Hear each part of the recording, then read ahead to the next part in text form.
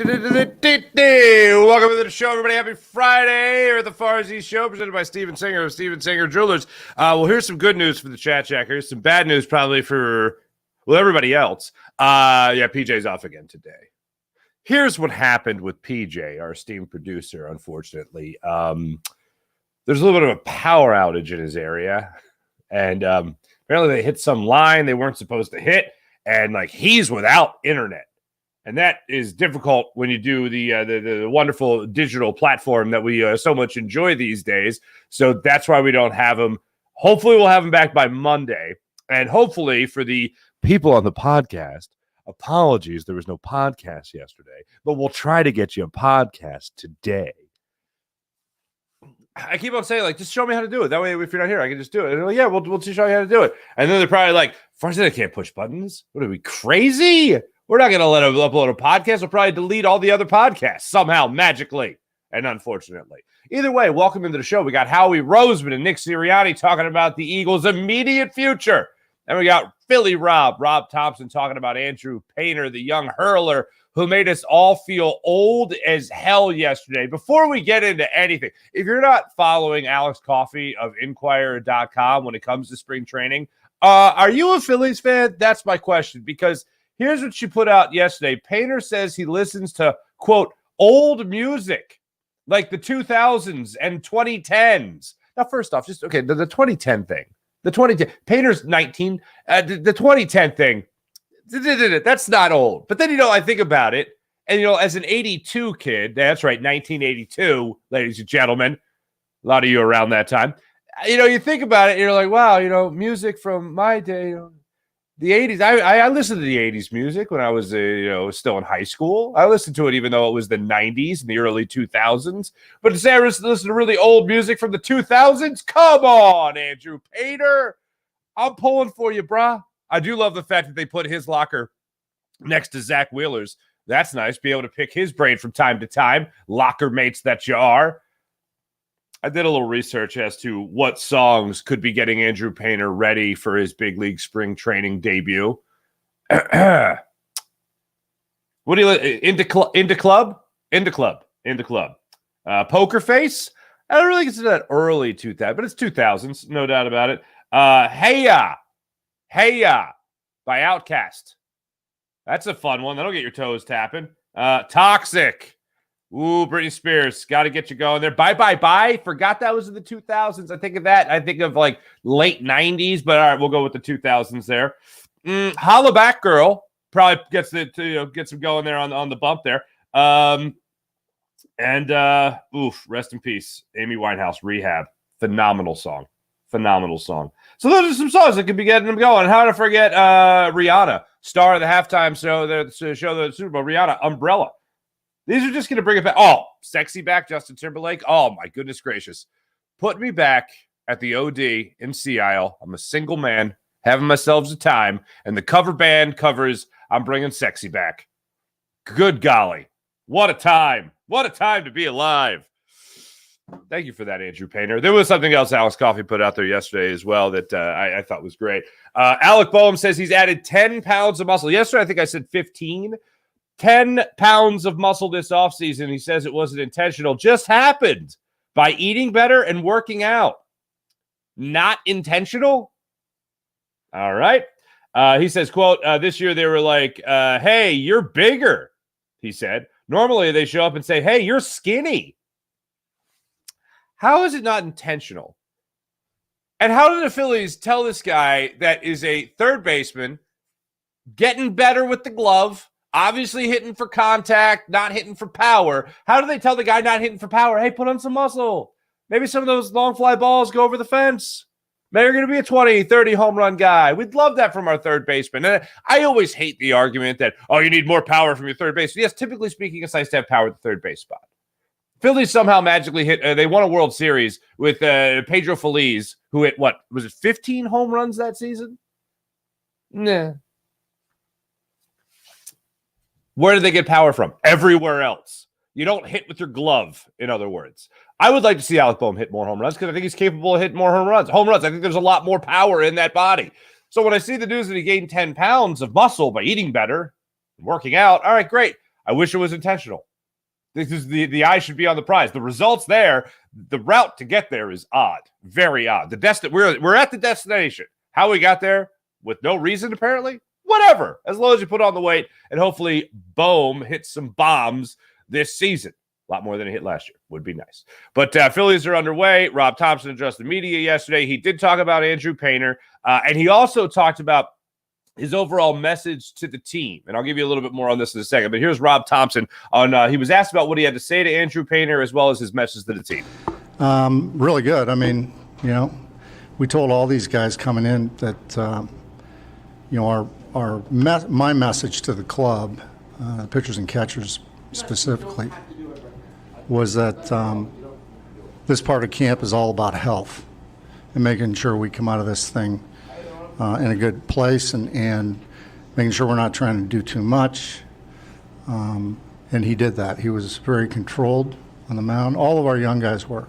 It was impressive. And I saw him throw a pen the other day. And the thing that's impressive about all of our pitchers coming from our player development system is that how they control their bullpen, meaning not the control of their pitches, but just that there's intent there and wanting to throw their bullpen the right way.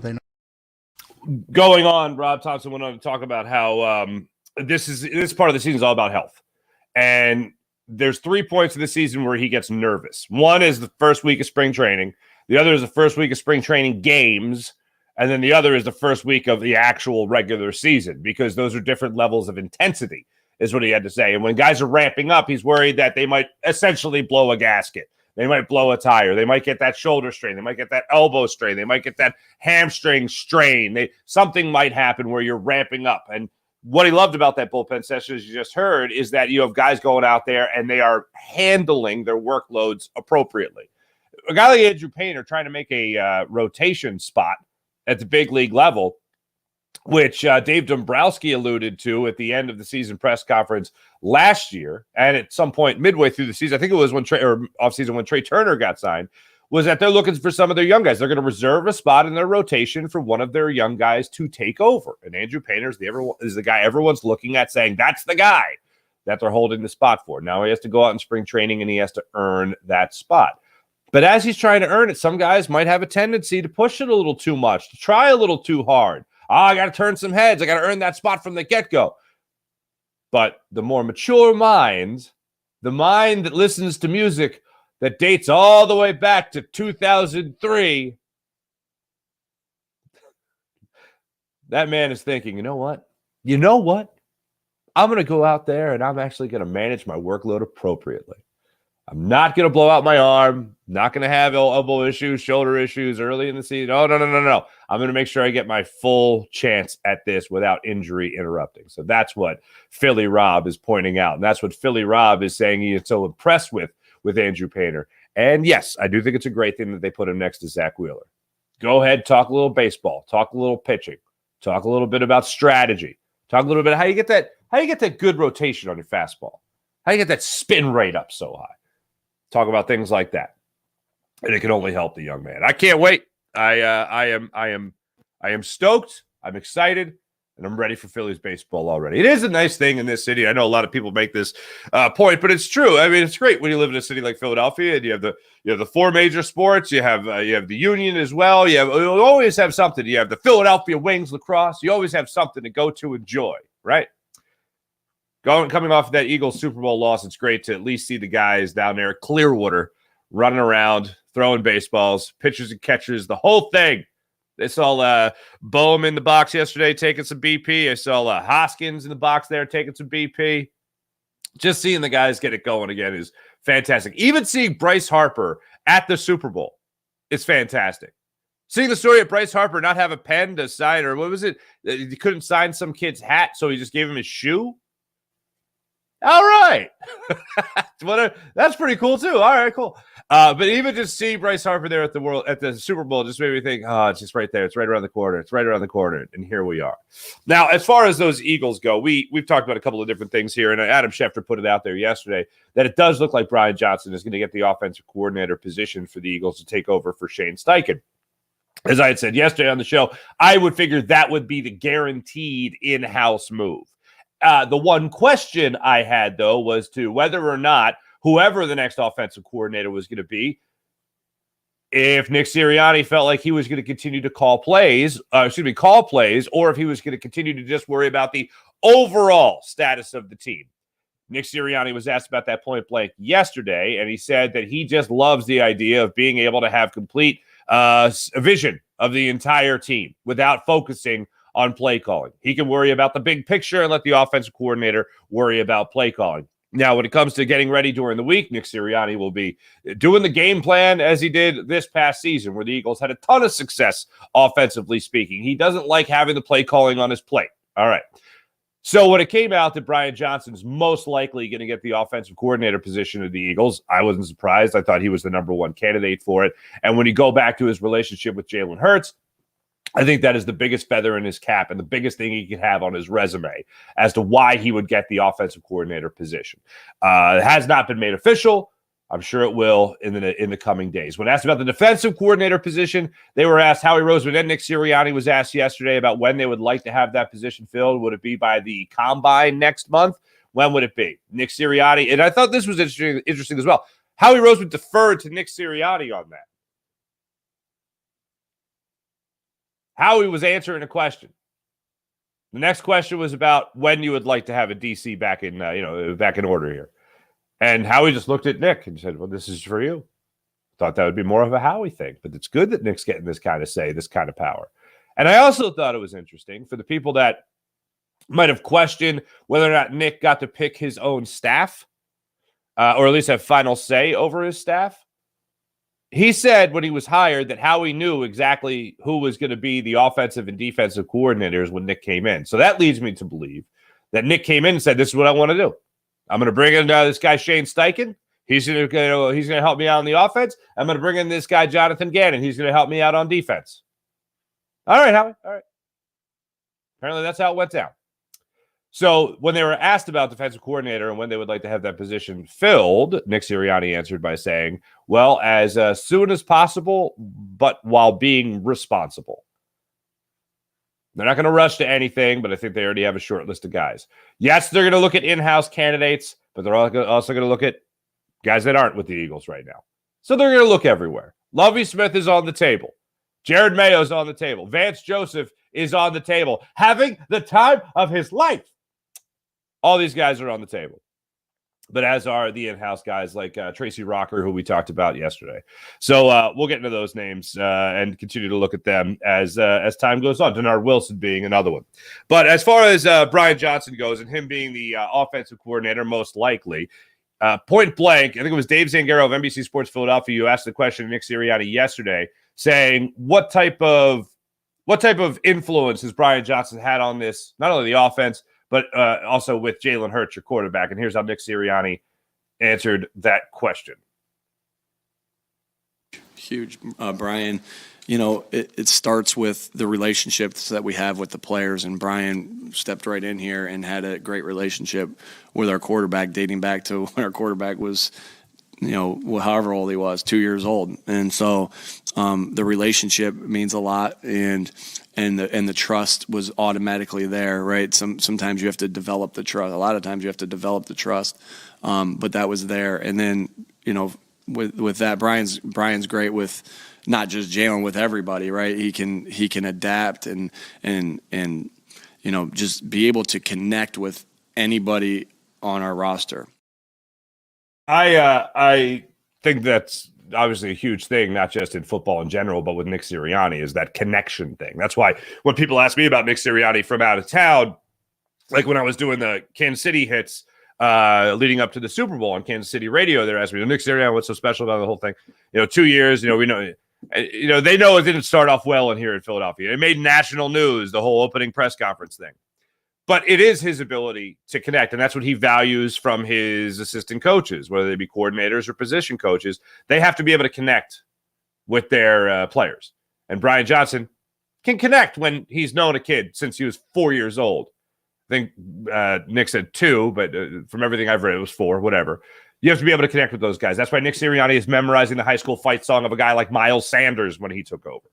That's why he's going out there wearing Jalen Hurts t-shirts or dressing up like Jalen Hurts for Halloween or wearing his Brandon Graham t-shirt. Jason Kelsey hats that you see right there, the Jason Kelsey underdog hat. That's a special thing. And Brian Johnson has that ability. I like the term round around. He's a round around. You can throw him in the middle of a group of strangers. He's going to come out with a group of friends. He just gets along with people. He's not a people pleaser. He's not a fake. He's not a fraud. He's genuine in how he wants to connect with the people around him. And what I hear from Nick Sirianni there is that that's the quality that Brian Johnson has as a coach. And it looks like he is going to be your next offensive coordinator with Nick Sirianni still trusting him to be the play caller while Nick Sirianni just has the bird's eye view, no pun intended, for the rest of the team. Something else Nick Sirianni got into yesterday, and there might have been a little, there's no other word for it, little slip, little Freudian slip here by Nick Sirianni. He was asked about the motivating factor. What is the wisdom? The question from Tim McManus of ESPN was, what is the wisdom you take away from the Super Bowl? You have this experience. You get there. What is it? Only 8 teams of 56 have ever lost the Super Bowl and then made it back the following year. I don't know if that includes all 4 times, or I guess it would be 3 times with the Buffalo Bills in the 90s there. In the 90s there, but it may. But here is Nick Sirianni talking about the wisdom he takes away from at least making it to a Super Bowl in his second year as a head coach.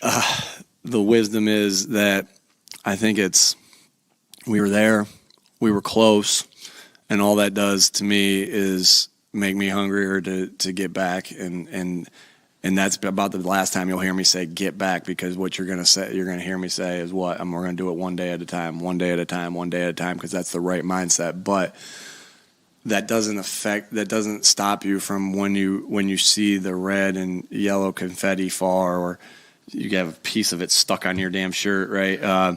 That you don't think to yourself, I got to do everything I can do to help our guys get back to this moment. And so the wisdom that it is maybe that's not a wisdom thing. Maybe that's more of my drive, and I know our players' drive, and I know Howie's drive to be like, oh my God, we were there. Right? We talk about climbing the mountain. We climb the mountain. We look one step at a time, and then we slip right before we were able to put our flag at the top of the mountain. Then we slip. Then we slip. That wouldn't be a reference to the field, would it? No, I don't think Nick Sirianni at all is saying that. I don't think Nick Sirianni would bring that up. But I just thought it was interesting, his choice of words there. You slip. It was asked about at the press conference yesterday. Howie Roseman was asked about it. What he had to say about the NFL and their magic field that they had been grooming for so long. And Howie was very professional. Howie simply said, both teams play on the same field. There was a follow-up question. He again replied, both teams played on the same field. I know we had Hollis on yesterday, and I know Hollis said the same thing. Both teams played on the same field. But you can't tell me that the Eagles were more affected by it than the Kansas City Chiefs. The Eagles have eaten all season long with their edge rushers getting home. Their edge rushers in Josh Sweat and Hassan Reddick could not get home. They could not get the angle on the offensive tackles in that game. There is no way, shape, or form, if you're playing on a better field, Andrew Wiley gets to beat up on Hassan Reddick in this game and win those battles from start to finish. There's no way. There's no way.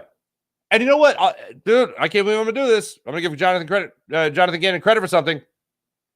It wasn't working on that side of the field. So I saw a couple times Hassan Reddick lining up on the other side of the field to try to get him home, try to get something going. That didn't work either. But when they go down to the exact same time, on the exact same cut, the exact same angle, time after time after time, I have to think, yeah, this has definitely affected the Eagles more than it's affected the Chiefs. The Chiefs would get their offensive their pass rush from interior, from a defensive tackle like Chris Jones. That's where they got their pass rush. The Eagles, complete opposite of that. They depended on the edge rushers. The edge rushers couldn't get any angle to get after the quarterback. That ain't good. And how many times do you see Patrick Mahomes with that clean pocket? I think it definitely affected. It's not an excuse, but I think it's at least an explanation.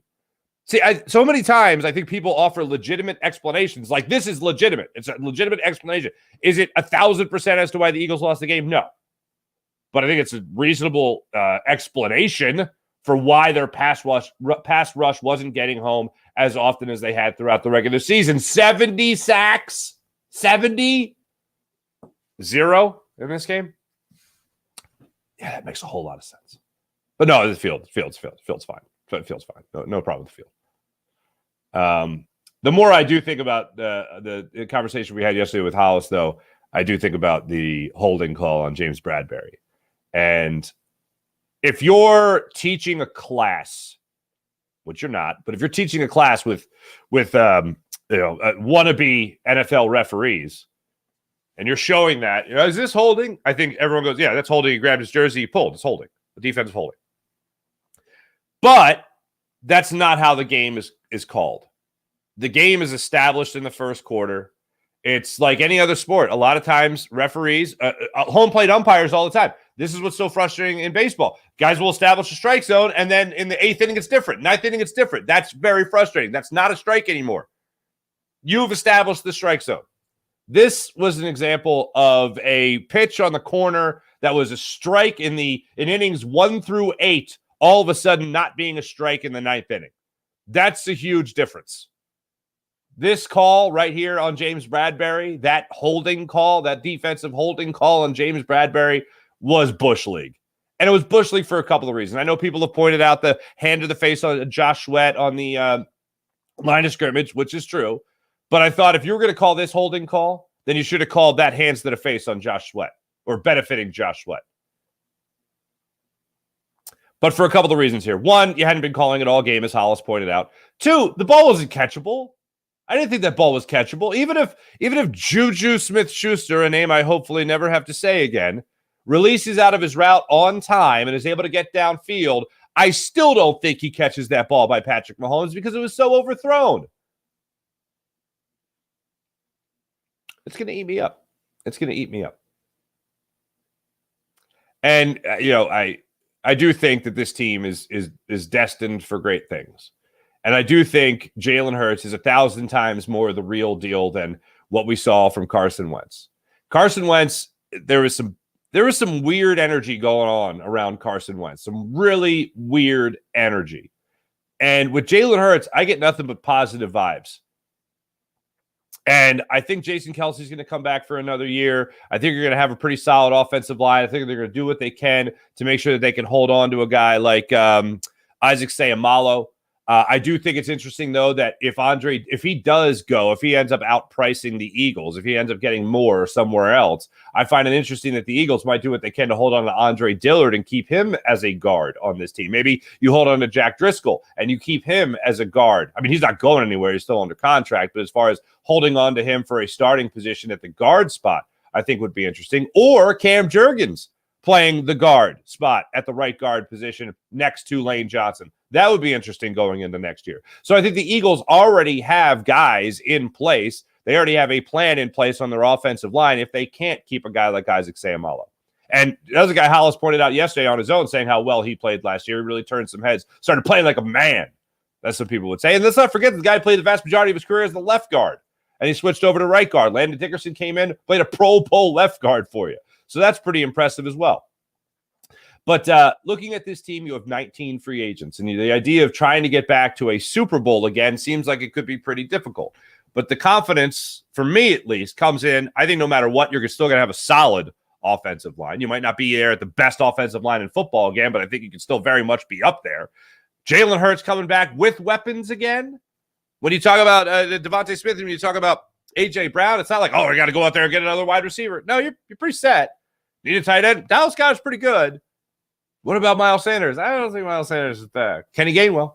Then you have a top 10 pick. You have the 31st overall pick. I think you're going to be pretty set here. Howie Roseman talked about the idea of 19 different free agents.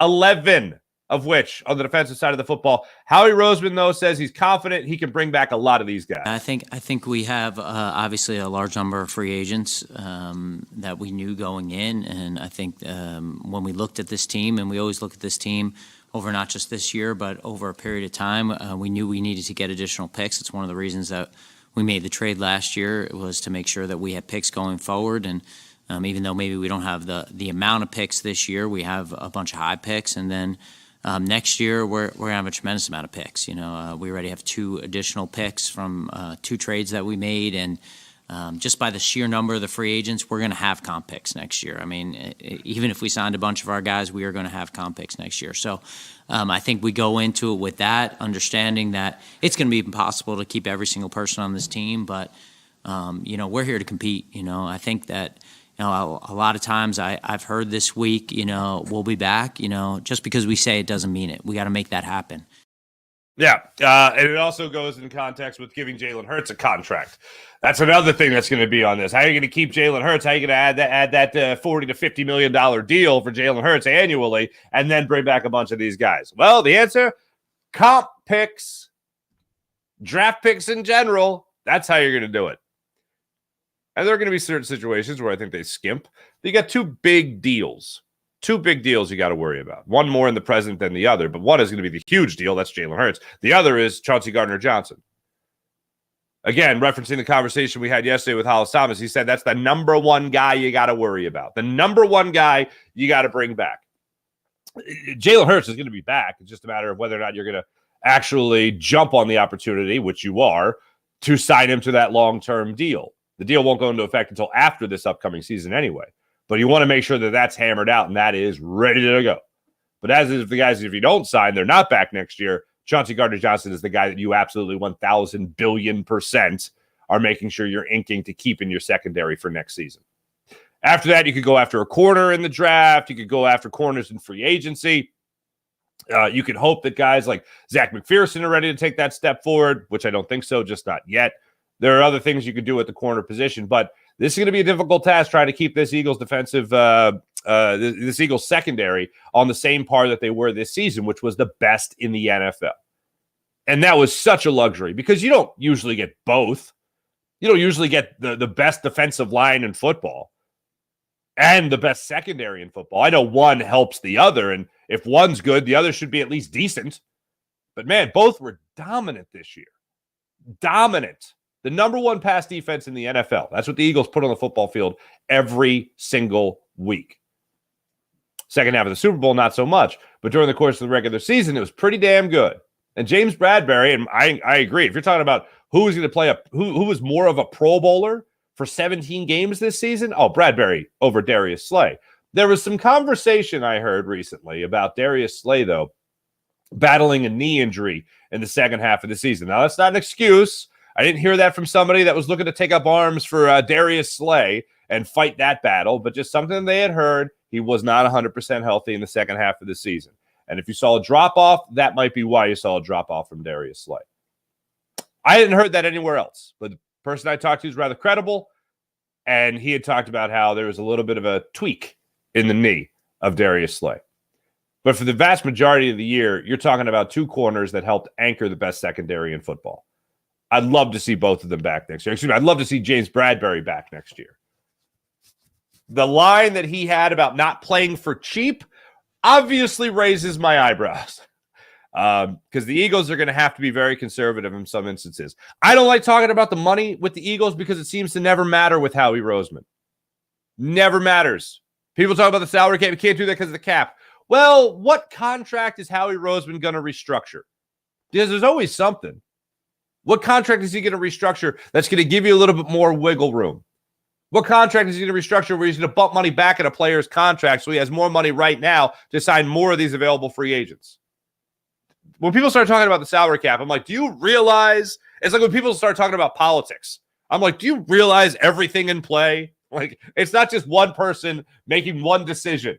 It's not this one guy doing everything. There's a lot of things that go into this. And that's what I think about when I think about the salary cap and Howie Roseman. The man's going to manipulate it. It's a very complex situation. So you look at these guys that are 19 different free agents. Some you're definitely going to want back. Others, not so much.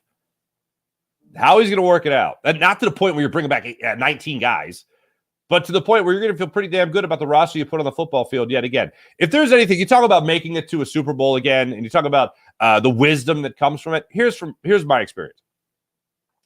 And I don't think anyone owes Howie Roseman any type of apology. We react in the moment. We react with the knowledge that we have on hand at the time. But when you look at this particular instance, or this particular run with Howie Roseman, the last 7 years, takes over from Chip Kelly after 3 years, loses generational talent on this team like LaShawn McCoy and Deshaun Jackson. And somehow, trades away your quarterback, brings in another quarterback, you draft another quarterback, a whole bunch of craziness happens, you bring in a new head coach, 2 years later you're in the Super Bowl. Then everything hits the fan with that, including the quarterback that was supposed to be the franchise guy. And Doug Peterson won a Super Bowl here. I thought Doug Peterson was going to coach here for 20 years. He's gone. 3 years after the Super Bowl? Holy Lord, 2 years after the Super Bowl. What? And Howie Roseman builds it back up, and you're back in the Super Bowl 5 years later. That's insane. If you would have told me on the day Howie Roseman got taken out of the janitor's closet, as so many people joked, after Chip Kelly's reign here in Philadelphia, if you would have told me that the next 7 years were going to result in a Super Bowl championship and another trip back to the Super Bowl with 2 different quarterbacks and 2 different head coaches, I would have said, you're crazy. But here we are. So if there's anybody I'm confident in, with 19 free agents, 2 first-round picks, including a top 10 pick, in terms of rebuilding a team, I'm pretty confident that Howie Roseman can do it. Oh, and he got to work some magic with the cap. Oh, yeah, I got confidence in Howie Roseman to do it again. I got confidence in Howie to do it again. Just like I have confidence in Steven Singer at Steven Singer Jewelers to give you the perfect price each and every day. If you messed up on Valentine's Day, if you didn't go to Steven Singer Jewelers, no worries. The perfect price is sitting there waiting for you at the other corner of 8th and Walnut. So do what I do, ladies and gentlemen. Trust my man, Steven Singer. He's been in the love business in Philadelphia for over 40 years. Steven Singer Jewelers, one place, one price, the perfect price each and every day. Online at IHateStevenSinger.com. That's IHateStevenSinger.com.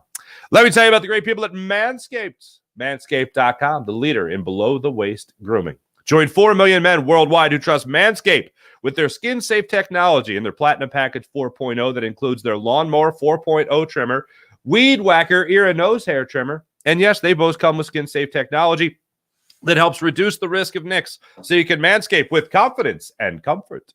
So trust Manscaped at manscaped.com where you get 20% off and free shipping with promo code Farzy. How about the amazing people at Freestone Farm CBD, freestonefarmcbd.com. If you enjoy CBD, you'll love Freestone Farms CBD. Go to freestonefarmcbd.com, use promo code Farzy for 20% off at Freestone Farm CBD. You'll enjoy the tropical tasting Bayox that clocks in at a chart-topping 24.1%, and Super CBD, which is half Hindu, Kush, and 21%. Genetics of these guys are off the charts. So check out Freestone Farm CBD at freestonefarmcbd.com. Let me tell you right now about PHL Sports Nation, Philadelphia Sports Nation, enhancing your Philadelphia sports fan experience across all social media and blogs. That's phlsportsnation.com. Before I get to the chat check, did anybody see Kevin Durant's press conference yesterday in Phoenix? Why Phoenix? Okay, that's the question. And everyone knows the reason, but they just want to hear him. They want to get a quote, and I appreciate that. He wanted to be with guys that wanted to work. He mentions Devin Booker. He mentions Chris Paul. He wants to be with guys that want to work.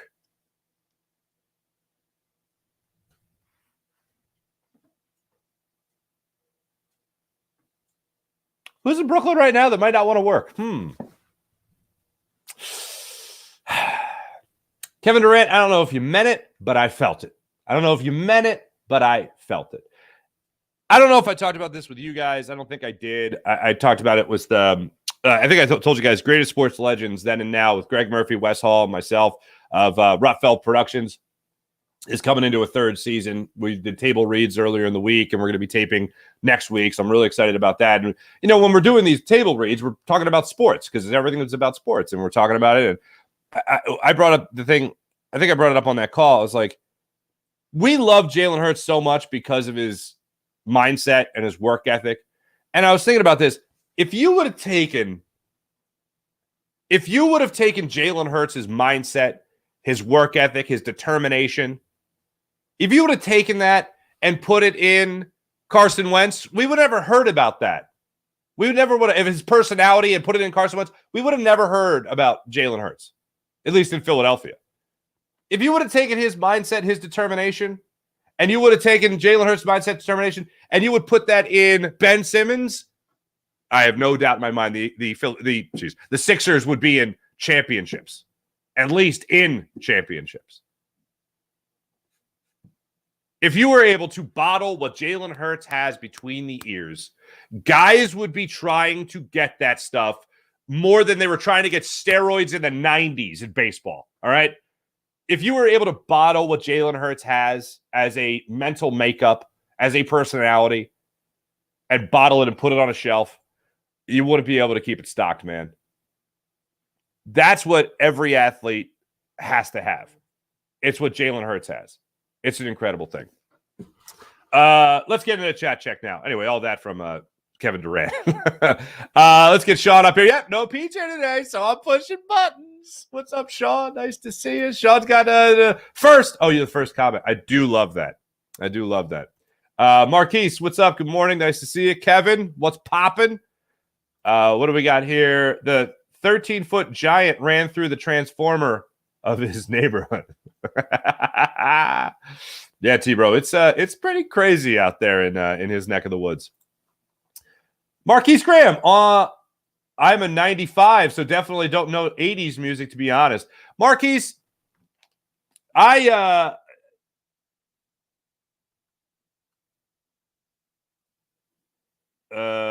sorry.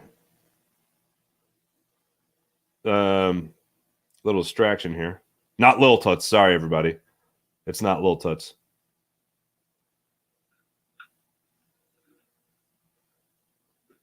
Yeah. All right. Sorry. Security just went out for a second. All right. Yeah, we have security here at the Farzy show. But I look, you're listening. I'm a guy who listens to Frank Sinatra. But what blows my mind is when you start thinking about things like I think about the 60s, like that's how kids today, probably just think about the 90s. Like it's insane. I just had this conversation with somebody recently. Like my ultimate feel old moment is I remember being a kid and my dad, like even watching the 80s Bulls, seeing Doug Collins coach the 80s Bulls and I think he made it to the early 90s as well. Yeah, he did. And my dad would be like, oh, I remember him playing for the Sixers. And I'm like, wow, this guy was a player, that kind of thing. And then I watched him coach the Sixers as well. But now I look at Doc Rivers and I'm like, I remember him playing for the Spurs. Now he's a coach. And not only is he a coach, he's coached my team. That is insane. Doug Peterson, I remember him coming in with Andy Reid and going West Coast offense and all that. And I'm like, oh, he's going to be the coach now? I'm old as... So thank you, Andrew Painter, for that. Morning, April. So excited to see baseball. We all are. Now, Marquise, this is interesting. Farmyard. Do you think the Phillies team is going to have 100 wins? Yes or no? Farmyard was supposed to be Farzy. Marquise, I don't know what you type in your phone, but that's interesting. Do I think the Phillies are going to have 100 wins this season? I do not think the Phillies are going to win 100 games this season. They were an 87-win team this year. They've rounded out their rotation a little bit more by getting Taijuan Walker. Hopefully, here you go.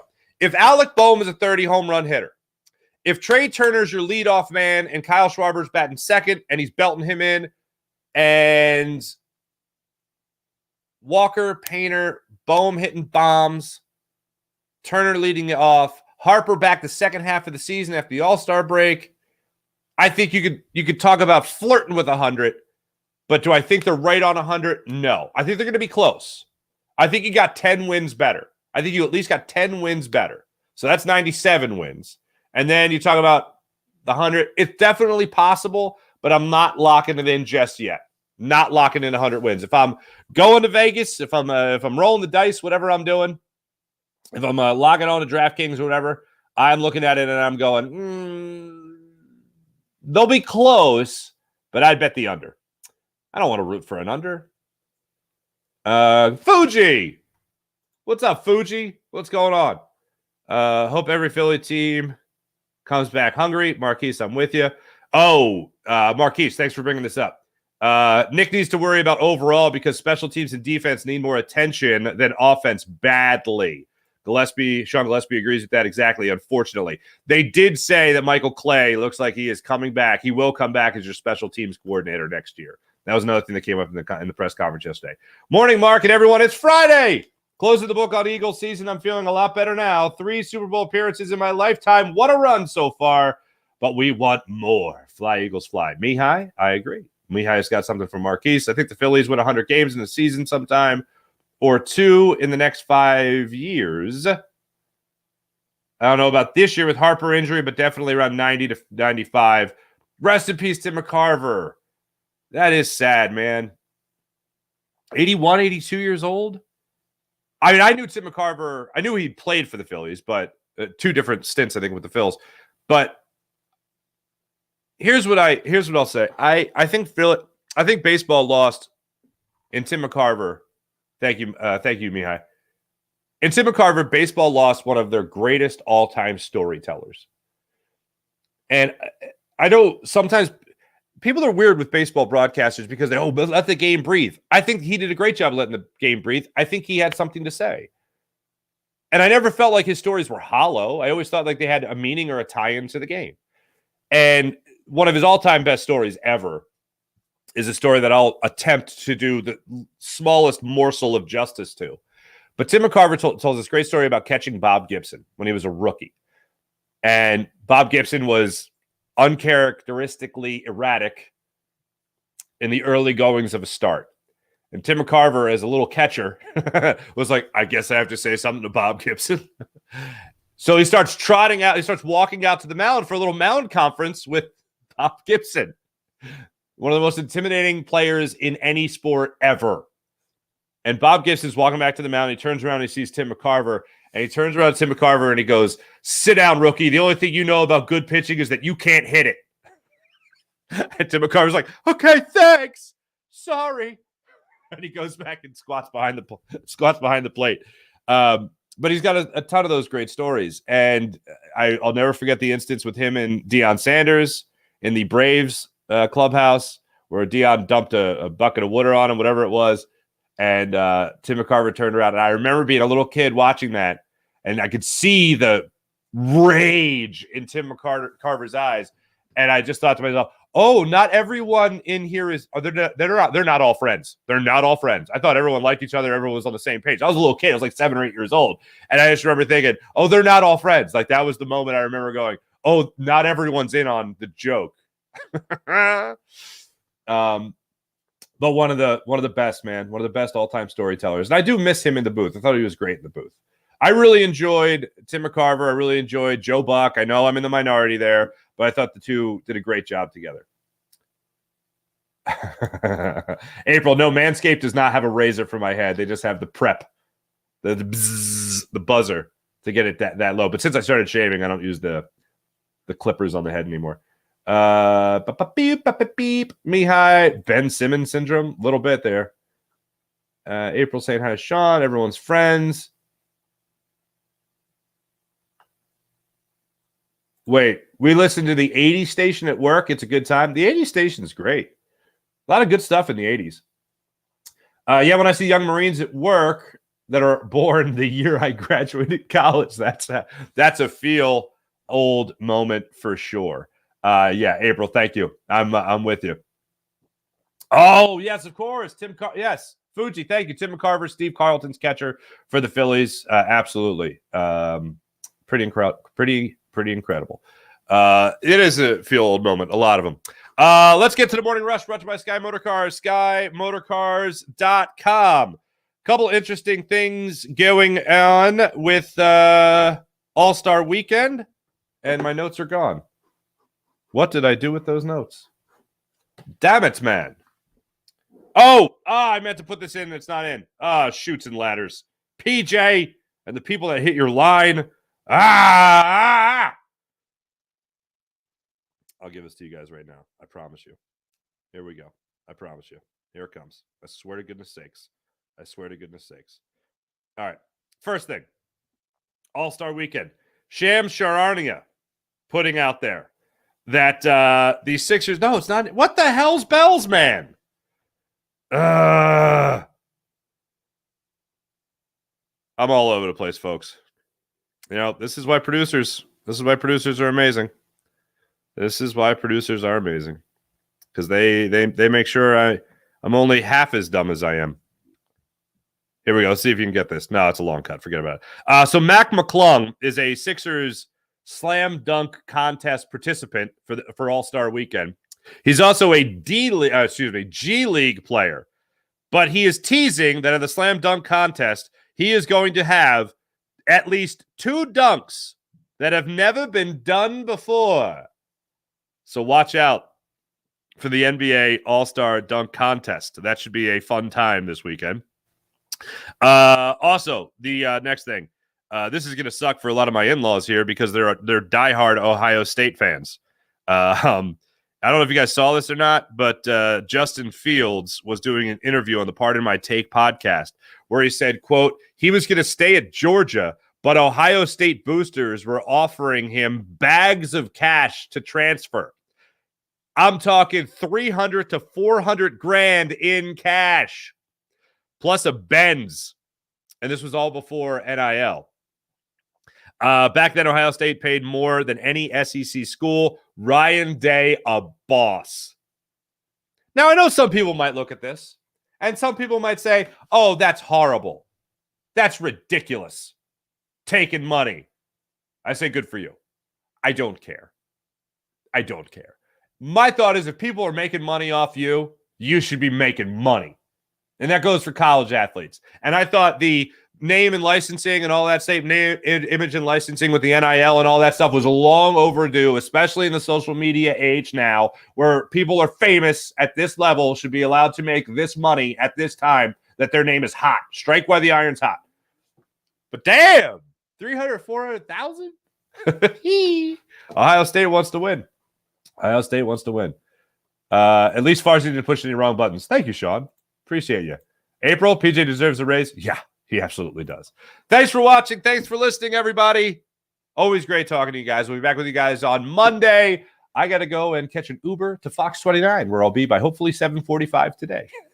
See you guys later. Have a great weekend. Enjoy the All-Star festivities. Be back with you guys on Monday. Have a wonderful day, everybody. I got to push this button now.